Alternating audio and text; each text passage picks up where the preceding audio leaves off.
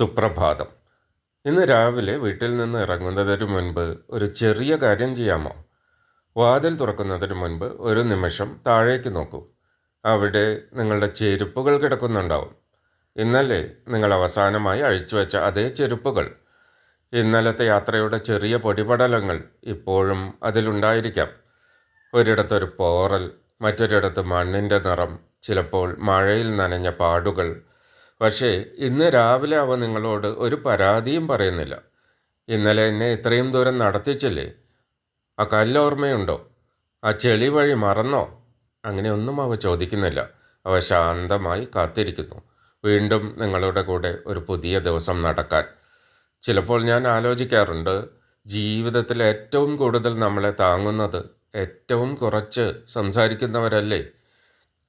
വീട്ടിലെ ചുമരുകൾ, നമ്മളിരിക്കുന്ന കസാല, നമ്മൾ ദിവസവും ഉപയോഗിക്കുന്ന പേന, നമ്മുടെ പഴയ പുസ്തകങ്ങൾ, ഇവയൊന്നും ഒരിക്കലും നമ്മളോട് നന്ദി ചോദിക്കാറില്ല. അവയുടെ ജോലി അവ ചെയ്യുന്നു നിശബ്ദമായി. ചെരുപ്പുകളും അങ്ങനെ തന്നെ. നമ്മുടെ ജീവിതത്തിലെ ഏറ്റവും വലിയ യാത്രകളിൽ അവ കൂടെയുണ്ട്.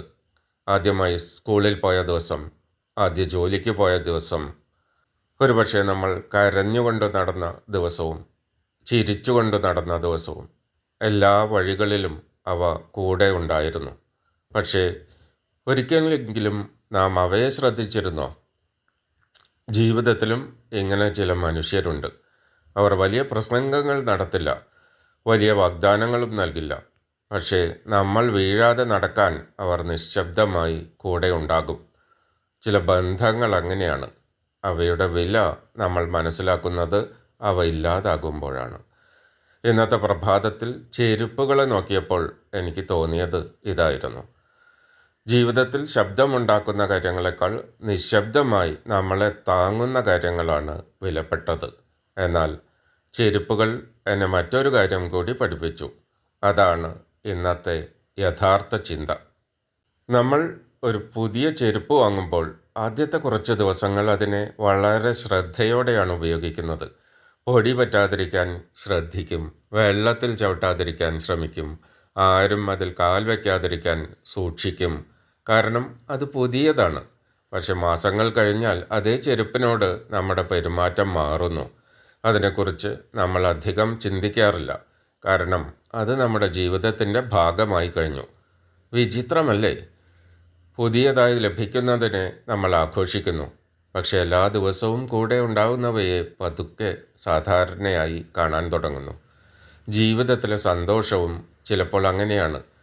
രാവിലെ ഉണരുക, ഒരു കപ്പ് ചായ, വീട്ടിലുള്ളവരുടെ ശബ്ദം, ഒരു സുഹൃത്തിൻ്റെ സന്ദേശം, ആകാശത്ത് പറക്കുന്ന പക്ഷികൾ, ഇതൊന്നും വലിയ സംഭവങ്ങളല്ല. അതുകൊണ്ട് തന്നെ അവയുടെ വില നമ്മൾ പലപ്പോഴും തിരിച്ചറിയുന്നില്ല. ഒരു ദിവസം അവ ഇല്ലാതാകുമ്പോഴാണ് അവ എത്ര വലിയ അനുഗ്രഹങ്ങളായിരുന്നു എന്ന് മനസ്സിലാകുന്നത്. ചെരുപ്പുകൾ എന്നെ മറ്റൊരു കാര്യം കൂടി പഠിപ്പിക്കുന്നു. അവയ്ക്ക് ഒരിക്കലും വഴി തിരഞ്ഞെടുക്കുവാൻ കഴിയില്ല. മിനുസമുള്ള റോഡായാലും കല്ലുകൾ നിറഞ്ഞ പാതയായാലും മഴയിൽ കുതിർന്ന വഴിയായാലും അവ മുന്നോട്ട് നടക്കും, പരാതിയില്ലാതെ. ജീവിതവും നമ്മളോട് അതുതന്നെയാണ് പറയുന്നത്. നിനക്ക് വഴി തിരഞ്ഞെടുക്കുവാൻ എല്ലായ്പ്പോഴും കഴിയില്ല, പക്ഷേ വഴിയിലൂടെ എങ്ങനെ നടക്കണമെന്ന് തിരഞ്ഞെടുക്കാൻ കഴിയും. അതൊരു വലിയ വ്യത്യാസമാണ്. കാരണം സാഹചര്യങ്ങൾ പലപ്പോഴും നമ്മുടെ നിയന്ത്രണത്തിലല്ല, പക്ഷേ അവയോടുള്ള നമ്മുടെ മനോഭാവം എപ്പോഴും നമ്മുടെ കൈകളിലാണ്. ഇന്ന് നമ്മളിൽ പലരും ക്ഷീണിക്കുന്നത് ജോലി കൊണ്ടല്ല, പരാതികൾ കൊണ്ടാണ്. ഓരോ ചെറിയ അസൗകര്യവും ജീവിതം നമ്മൾക്കെതിരെ നിൽക്കുകയാണ് എന്ന തോന്നലാണ്. പക്ഷെ ഒരിക്കൽ ചിന്തിച്ചു നോക്കൂ, ചെരുപ്പുകൾക്ക് സംസാരിക്കാൻ കഴിഞ്ഞിരുന്നെങ്കിൽ അവ പരാതിപ്പെടുമായിരുന്നോ? അല്ലെങ്കിൽ ഇന്നും ഒരാളെ അവൻ്റെ ലക്ഷ്യത്തിലേക്ക് എത്തിക്കാൻ കഴിഞ്ഞു എന്ന് നിശബ്ദമായി സന്തോഷിക്കുമായിരുന്നോ? ചിലപ്പോൾ നമ്മുടെ സന്തോഷം കുറയുന്നത് നമ്മൾ എത്ര ദൂരം നടന്നു എന്നത് മറന്നുകൊണ്ടാണ്. എത്ര ദൂരം ഇനിയും നടക്കാനുണ്ട് എന്നത് മാത്രം ഓർക്കുന്നത് കൊണ്ടാണ്. ഇന്ന് വീട്ടിൽ നിന്നിറങ്ങുമ്പോൾ ചെരുപ്പ് ധരിക്കുന്ന ആ ചെറിയ നിമിഷം ഒരു പുതിയ അർത്ഥത്തോടെ കാണൂ. അത് വെറും ഒരു ശീലമല്ല, ഒരു ഓർമ്മപ്പെടുത്തലാണ്. ജീവിതം മുന്നോട്ടാണ് നടക്കുന്നത്. ഇന്നലെയുടെ പൊടി ഇന്നത്തെ യാത്ര തടയുന്നില്ല.